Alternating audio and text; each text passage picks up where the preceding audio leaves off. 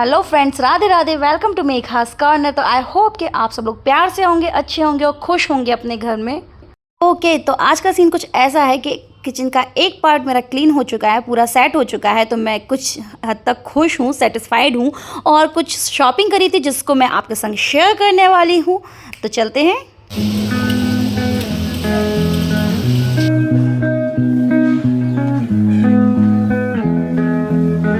तो फ्रेंड्स, मुझे ये 2 बाउल 189 रुपीज़ के पड़े हैं, जो कि मैंने डीमार्ट से लिए हैं।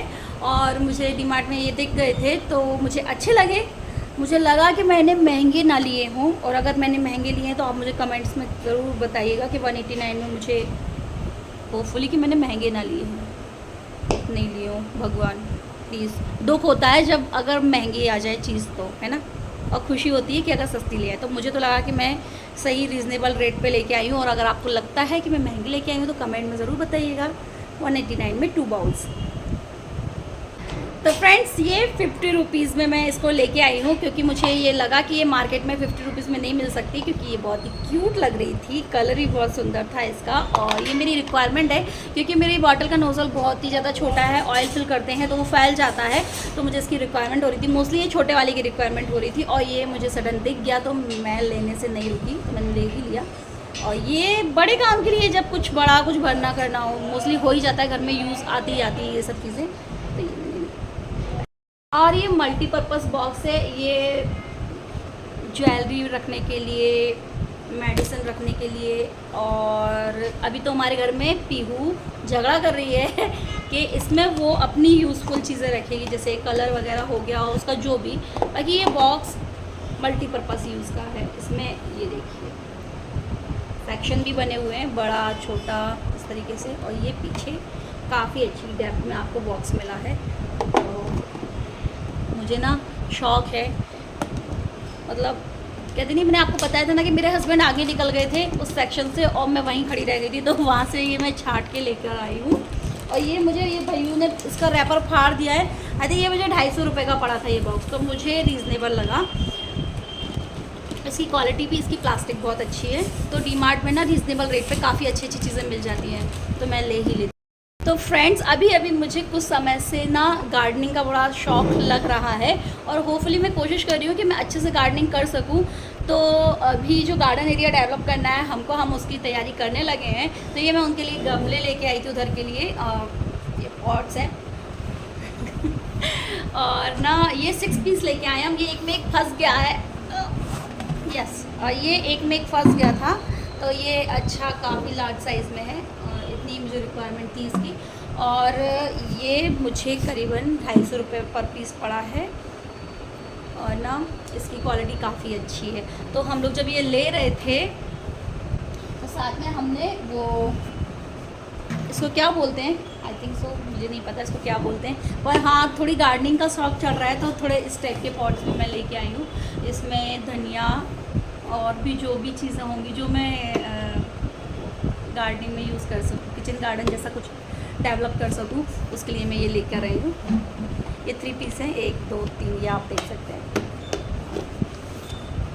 और हाँ, जहाँ से ये डीमार्ट से नहीं लिया था मैंने, ये मैंने लोकल शॉप से लिया था, जो कि उसी समय पे हमने शॉपिंग करी थी इस चीज़ की, तो वो ली थी। और ये बास्केट 150 रुपये की थी। तो अंकल से रिक्वेस्ट करके जब इतना सारा सामान लिया तो कुछ तो डील बनती है ना, तो ये अंकल ने मुझे 80 रुपीज़ में दी है, और ये मुझे काफ़ी पसंद आई। इसमें मैं अपने ठाकुर जी के, रामलला के और अपनी माता रानी के कपड़े, वस्त्र उनके जो होते हैं वो रखूँगी।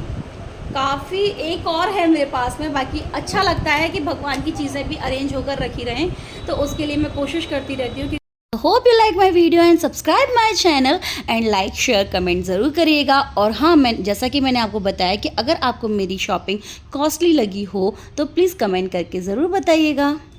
तो यहाँ पर मैंने अपने बच्चे कुछ एक काम को फैला लिया है भाई, क्योंकि मैंने सोचा कि अब अगर आलस आए उससे पहले काम को फैला लेना चाहिए। अगर काम एक बार फैल जाता है तो करना ही करना पड़ता है।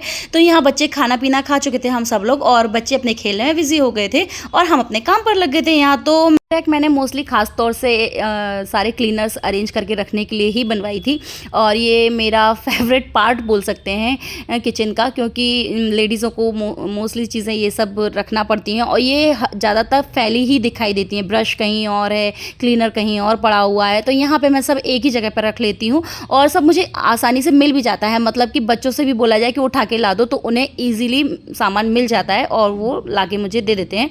तो इस तरीके से किसी को कोई परेशानी नहीं होती है, सामान भी एक जगह पर रखा रहता है। तो आज सोचा कि जब ये क्लीनर्स हमारी इतनी हेल्प करते तो इनकी रैक भी क्लीन कर दी जाए। तो ये फटाफट से मैं पूरा खाली कर लूँगी और फिर मैं इसको क्लीन करूँगी। तो पूरा खाली करने के बाद मैं इसकी सारी मैट को निकाल लूँगी और मैट को फिर मैं क्लीन करूँगी, क्योंकि बहुत ही ज़्यादा स्टिकी हो जाती है, सामान रखा रहता है तो बहुत गंदी हो जाती हैं, तो मैट को भी क्लीन करना पड़ता है।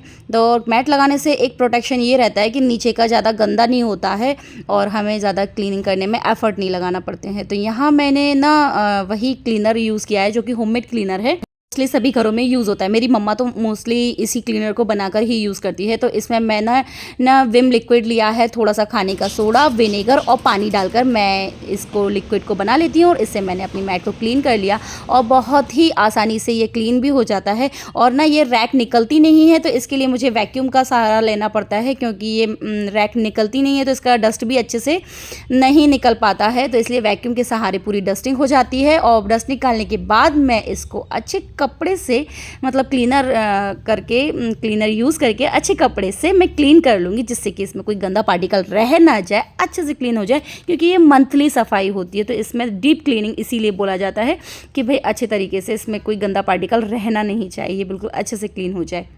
सफाई की ज़रूरत मुझे इसलिए पड़ती है क्योंकि मेरे घर में छोटे बच्चे हैं, वो बहुत फैलाते हैं, बहुत मैसी कर देते हैं, लेकिन इनको रेगुलर साफ़ करना मेरे बस की बात नहीं है, रेगुलर ये सफाई नहीं हो पाती है। तो जब मंथली या वीकली हमें टाइम मिलता है तो हम इसको साफ़ कर लेते हैं। तो देखिए मेरी मैट क्लीन हो चुकी है और अब इस मैट को मैं इसमें बिछा दूंगी रैक में, और इसमें थोड़ा सा मैं ना कॉकरोच मारने की दवा जो होती है, इंसेक्ट मारने की जो भी हो, वो मैं लगा देती हूँ। क्योंकि ना डर लगता है, वुड का बना हुआ फर्नीचर रहता है तो जितनी गंदगी होती है उस कारण कहीं हमें आगे और परेशानी ना झेलना पड़े, इसलिए मैं प्रिकॉशन लेती हूँ और इस तरीके से मैं कॉकरोच मारने की दवा को लगा देती हूँ।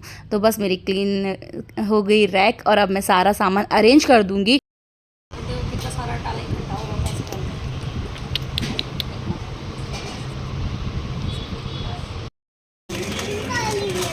बस आपके लिए बना रहे हैं, 2 मिनट है ना। बच्चों के लिए मैगी बनाई जा रही है। अब नीचे भव्य कैसी बनी? बहुत अच्छी, खुश है वो भी। शाम का समय हो चुका था और हमने दिया बत्ती भी हो चुकी थी और यहाँ मेरी सिस्टर आने वाली थी, सरप्राइज़ दे रही थी क्योंकि उसे यहाँ से फ़्लाइट पकड़नी थी। बहुत कम टाइम के लिए वो आई हुई थी और आते ही उसने सबको खुश कर दिया। यहाँ मेरे भांजा भांजी, मेरे बच्चे उसका वेट कर रहे थे और मेरा बेटू मैगी खा रहा था, पर उससे बात बिल्कुल भी नहीं कर रहा था क्योंकि मैगी इंजॉय कर रहा था। और वो आते ही हमारी किचन में एंटर हो गई क्योंकि ये रिनोवेशन देख रही थी। वो बहुत खुश थी क्योंकि मोस्टली मोबाइल पर देख के वो बहुत खुश हुआ करती कि दीदी आपने बहुत अच्छा काम करवाया है। तो बस आते ही उसका रिएक्शन, और बहुत ही नॉटी गर्ल है ये हमारे घर की। क्यों ट्विंकल, क्या रिएक्शन है? What about my house? वाह। तो दिन भर की थकावट चुटकियों में दूर हो गई और यहाँ मेरी चाय भी फैल गई। लेकिन सबके आने से मन बड़ा खुश हो जाता है, अच्छा लगता है जब सब घर में आ जाते हैं। तो आज के लिए इतना ही, बाय बाय।